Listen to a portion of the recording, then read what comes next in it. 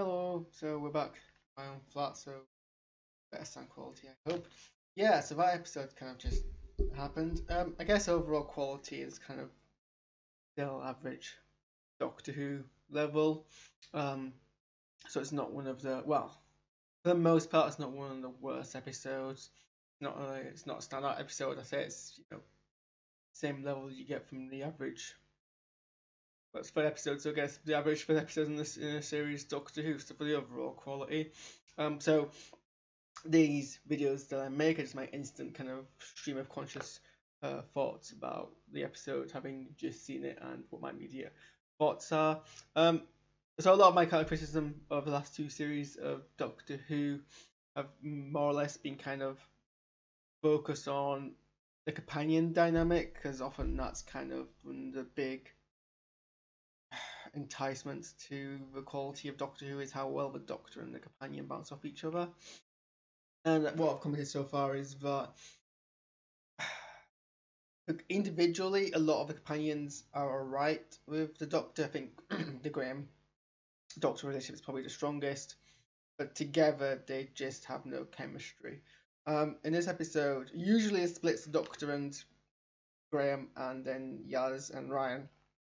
In this episode, Ryan gets actually split off, Star and the guest characters. So he has more of his own weight to carry, so to speak. And he was somewhat better, which kind of just reaffirms what I think about the companion kind of chemistry not working, because when he's not bouncing off Yaz, for example, he becomes a much less boring character, but not completely redeemable.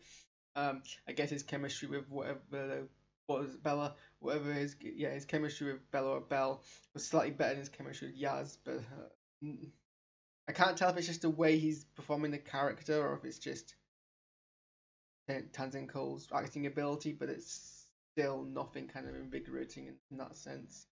I just think they have wrong companions, which does drag an episode a lot. There's a random bit of the episode where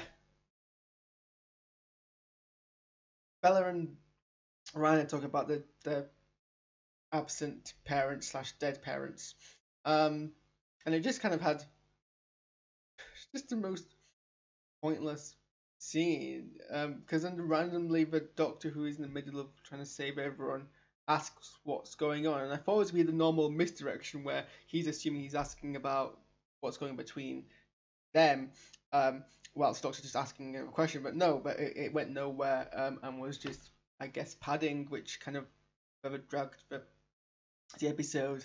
I don't know, there's been I don't think the overall quality of Doctor Who is lacking, but I think the bouncing off people is what we're lacking. They haven't really been. The exception to that is Sacha Darwin as the Master and Jodie Whittaker as the Doctor, which is probably the strongest thing we've seen in the last two series because their chemistry together is actually good. But a lot of the guest actors are barely used and don't really have much chemistry with the Doctor, which takes things away, or any of the other characters.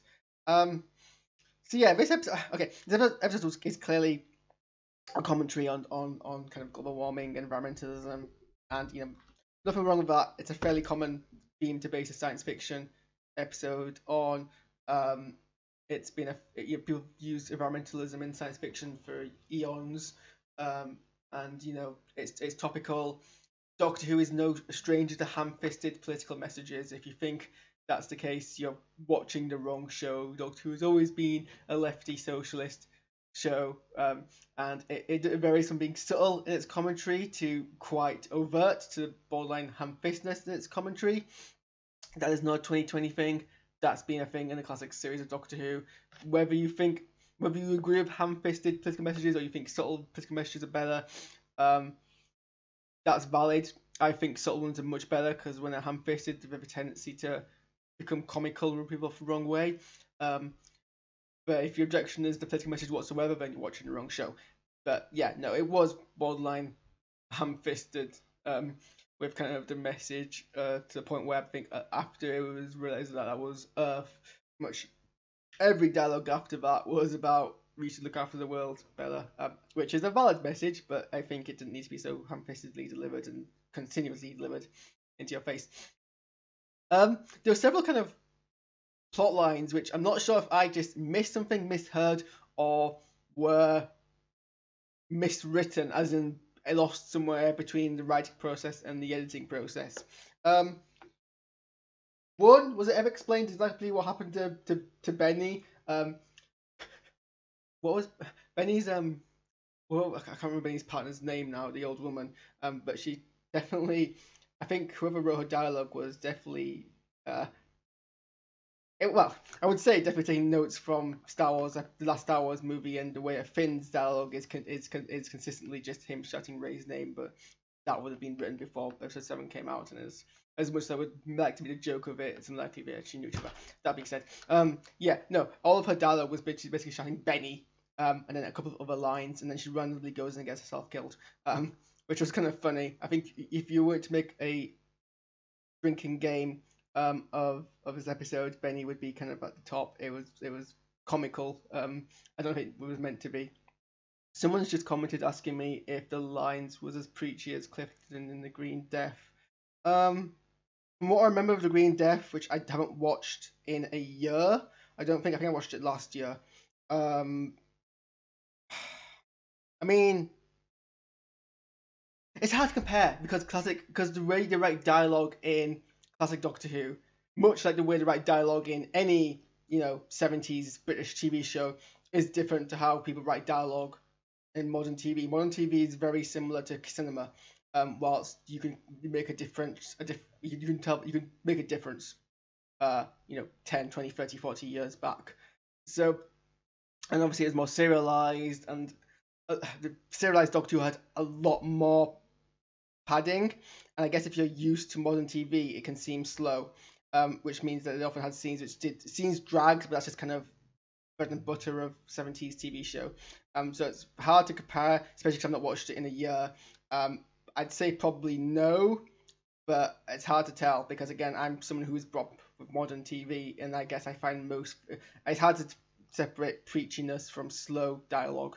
I think in this context of TV, you need more subtle messages. So I think in terms of the context that we're in TV now, if you're gonna, I wouldn't say it's preachy, I'd say it's a message that needs to be given. But if you're gonna make a commentary on, something, anything political like environmentalism, you kind of need to be clever about it, because then it comes across as patronizing, or something like it just doesn't really fit naturally. It's not natural as a thing. We got to the point where most dialogue people expect natural dialogue within modern expectations, and whilst I think if you watch a lot of earlier TV is more like a play, and plays you don't expect so much natural dialogue, is what I find. So Green of Death being released in 1970, I want to say 3. I've never 72, 1973. I want to say probably 72 actually, because it was before Sarah Jane Smith. I want to say no. I don't think it was as preachy. I don't think they stopped the action pieces to have a massive conversation about environmentalism. But yeah, that's someone's asked to compare the Green Death with this episode, and I probably say no. But again, they're products of 2 different eras of TV, so it's hard to really compare. And I've not also watched it in a year. If I went now and watched it, I'd probably give you a better analysis. So hopefully that answer will do. But thanks for the comment. Where was I? Oh yeah, so yeah, that old woman basically was just shouting Benny a lot, in very much reminiscent Finn shouting Rey. But yeah, was it ever actually explained what happened to Benny? I heard the line, he was having too much fun. At the time, I assumed, if I heard that right, and it wasn't they were having too much fun, I took that to mean Benny, and I wasn't really sure if they've actually explained what that meant. I mean, I guess if they're saying they were having too much fun, as in the creatures, that I guess makes more sense. But then it explains exactly what they sorry, the person just commented again, being like it was a bit He-Man or Thundercats where they have a message at the end. Yeah, I think that's how I remember it, and I guess but then it's less preachy because it's not ruining the pace of the show. I mean, again, I don't agree it's preachy per se. But if you have, if you ham-fist a message on the end of the show, it's less ham-fisty because people are sort of cooling down from the episode's action anyway. So that's, I wouldn't say more fine because I'm not really criticizing. Like I said, I'm criticizing this episode for being ham-fistedness. But again, it's two different ways that they write TV. But yeah, okay. It's possible that I misheard and they were saying that they were having fun, but even then, it never explained exactly what they meant because nothing outside of that character displayed them as anything more than just willing to kill discriminately and then move on. They don't even seem to be feasting on the people they kill because we see people get killed and then the same creature who killed them continuing to follow the rest of the party. So they just seem to be wanting to kill, which, is a violent monster thing. But then why did they then randomly decide to drag the one guy away, seemingly just, I guess, for sadism? But then that's not consistent with the rest of the episode. That I was very confused by. So that kind of happened. And then there was, I guess it's very Doctor Who-y, so I can't be this complaining about it, but they're kind of random, like, oh, this character is no longer relevant in the plot, we will just suddenly kill them off. This episode was guilty of it a lot. We had people who appeared simply just get killed, which I guess is fine. We don't need to have backstories in every single character. And then you have characters who basically got killed. Most of them got killed off screen, actually, which I guess is perhaps the more disappointing thing, simply because the writers, it's almost as if it was a decision made in editing rather than writing, like, this character doesn't do anything anymore, let's just never see them again and have a comment, as if they got to actually kill them off and then had to add in editing. That was also a bit throwaway for me. What was his name? Kane. Kane, against all of the current character arc, like, your characters need to have arcs.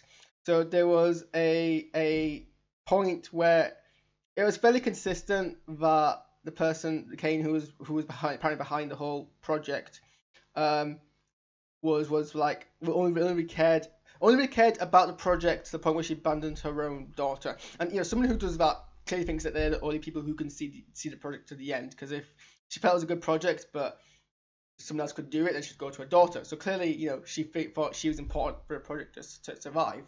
Then, without any reason, decides to sacrifice her life, not just be like offer protection, but still try to sustain her own life. She actually was willing. It was actually did a kamikaze attack. There was absolutely nothing kind of really to trigger that. But fine. That happens in Doctor Who occasionally. People have sudden changes. It's a short episode. There's only so much you expect. Oh, but then she randomly appears at the end, which fits no one's character arc, never hers nor Bella's, for her to come back. That kind of happens for like 5 seconds, and then they're like, and then we cut. It was almost like a fever dream that she appeared back. It was so clumsily edited in. It's like everything they teach you against editing and constructing a narrative. It was amateurish. That part was amateurish. Not the entire episode, but that part. The fact that she dies with absolutely no build up, but then she doesn't die. But then her coming back doesn't serve the episode. When you do things like this in TV, when you decide to kill someone off, bring them back, or whatever you do in TV needs to change context of the episode. It can't just be something which has no reason. If she didn't come back, absolutely nothing would change, because these are two guest characters who have no standing on the rest of the narrative of what is a very episodic series. So her come back right at the end doesn't influence, I'm assuming, unless I'm going to be very, very surprised that she actually has any kind of influence on future plots. But her being, she's not actually dead, serves nothing to the narrative or the arc of the episode. So it was really disconcerting, and I don't know what the kind of decision making behind that was. Okay, so we've covered Kane, we've covered random characters dying, we've covered whatever else happening to Benny. I guess Bella was alright. James Buckley was massively underused. Okay, I've never watched what's the show that they're in. They're really in-betweeners. Okay, I've never watched in-betweeners because it's blue comedy. I'm not a fan of blue comedy. Hang me, whatever. But I am familiar with him, well, mainly from Achievement Hunters, which I guess doesn't really tell me much about his acting ability. But I hear he's a good actor, so it would be nice to have seen him more in. And again, I think about this literally last week. Doctor Who is woefully underusing its guest actors. Use them more, for God's sake. You're not gonna get back anytime soon, so I guess he's probably used more than most other recent ones. Okay, yeah, other thing which makes sense. Again, unless I misheard what he said as he walked out the door, the kid deciding to throw a tantrum and run out of the safe room because his dad was listening to him. I guess is a massive injustice to kind of the idea that kids aren't entirely idiotic lemmings. No kid who is a intelligent enough to be a better engineer than his dad, and b well, any kid who has any level of awareness of his surroundings is going to run out of the safe room with all of the people who are there in a place under siege from monsters who literally rip you limb from limb.